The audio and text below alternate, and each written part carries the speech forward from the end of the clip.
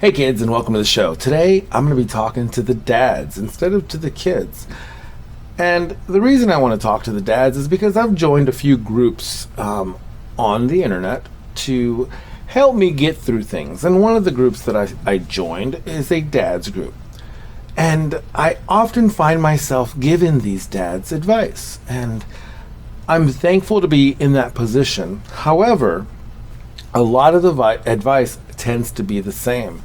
And it's because a lot of the same problems are percolating to the top. One of the things we find in ministry, when you have a very specific ministry, let's say it's youth ministry, because that's where my background is, mostly youth ministry. At a certain point in time, you stop getting new questions. You just a teenager in 1990 and a teenager in 2010 and in 2020 and in 2040 and in 2080 are all going to ask the same question.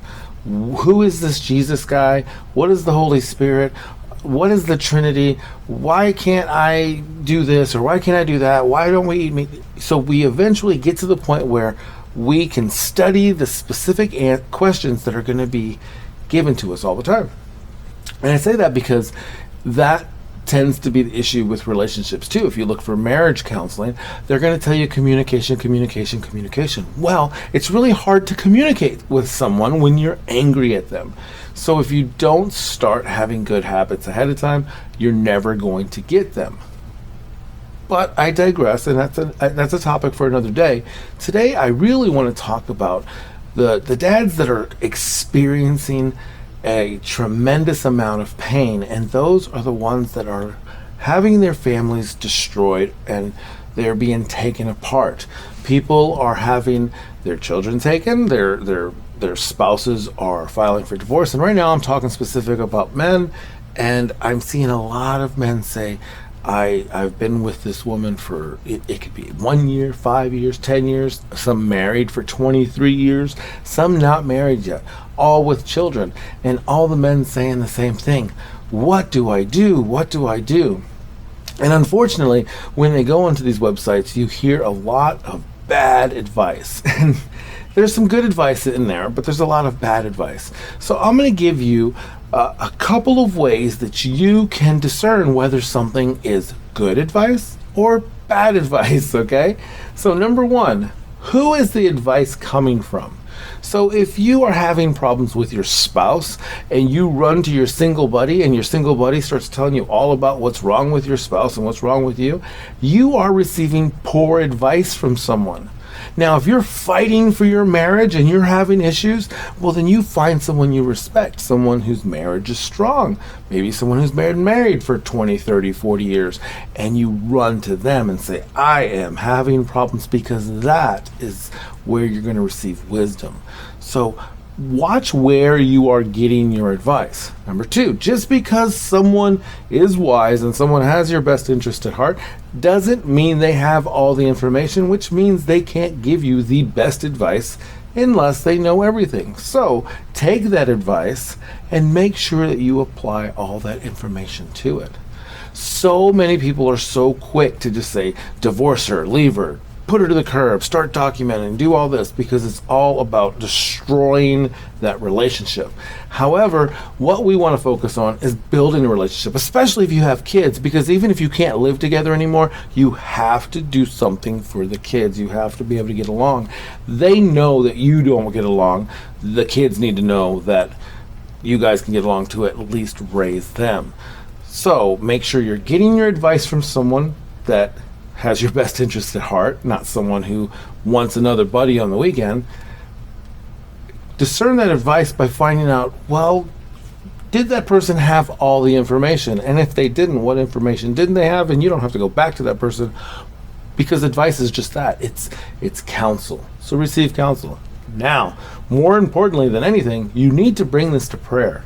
And I say that because I am a Christian man. I am a Catholic, a very devout Catholic. And so I always try to bring big decisions to prayer, even when they are things I don't want to necessarily do.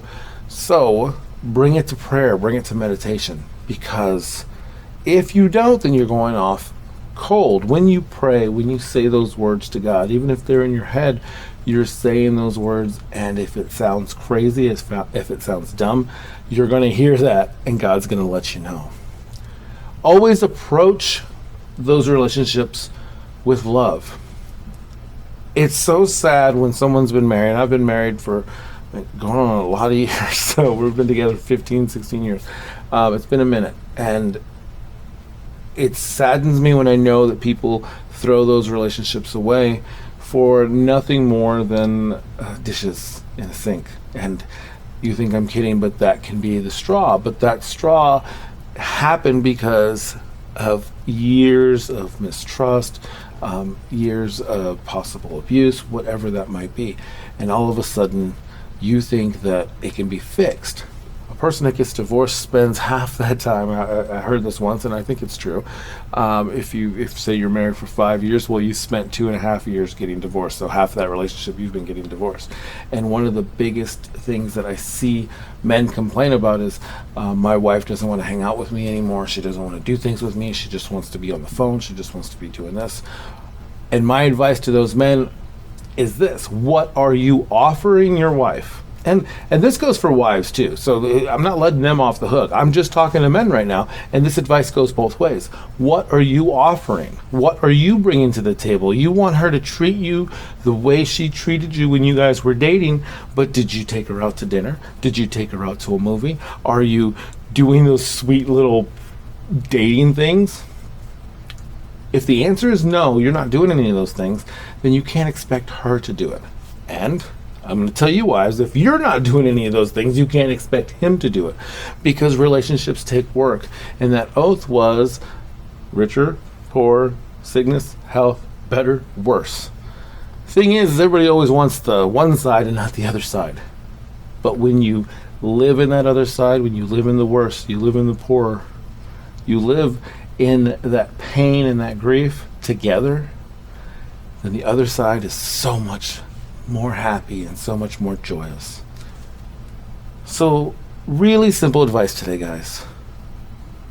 Find out what you really are. Find people that are going to support you in a good way. Don't find people that are going to make you more angry. Find people that are going to be there for you, for your spouse, and for your children. Date your wife again if you're having problems. That's the first thing I tell anybody. Pray together and date your wife. And let's see how that goes. And don't forget, always bring it to God. Until next time, work hard, be kind, and have fun.